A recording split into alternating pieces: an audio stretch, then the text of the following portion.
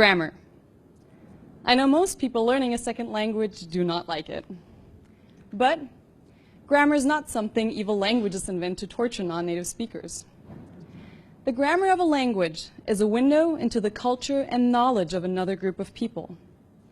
By comparing the grammars of languages in different parts of the world, we get evidence about migration and the relationship between people and their languages.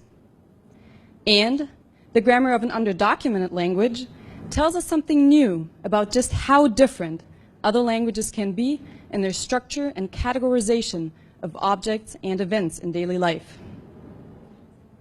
My dissertation is a grammar of Karbi, a language spoken by 500,000 people in northeast India.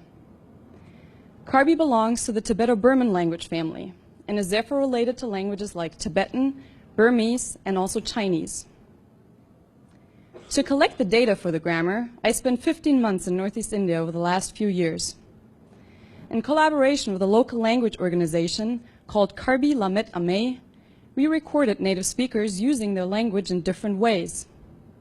We collected folk stories, songs, conversations, interviews, and so on, because different genres have different grammatical structure.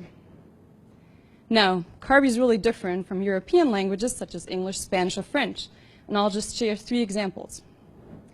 First, Karbi has tone.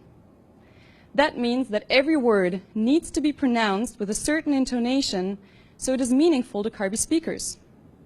Take the word tu. Tu with a low tone means tasty, while tu with a short mid-tone means rotten. Obviously a pretty important distinction.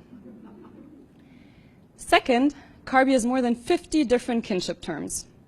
There are individual words for younger brother, mu, older brother, ik, or a male speaker's father's younger sister's son, meso. Third, Karbi speakers can specify what they say about an event, its participants, or its result just by sticking certain endings on a verb. And there are more than 200 of those endings. Take the verb kor, to bite. Korcheng means to bite for the first time. Korbok means to bite to death. Kordak means to bite and the object splits apart. Korplam means to bite with a loud noise, and so on.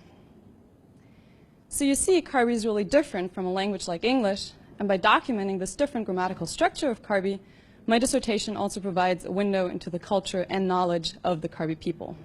Thank you.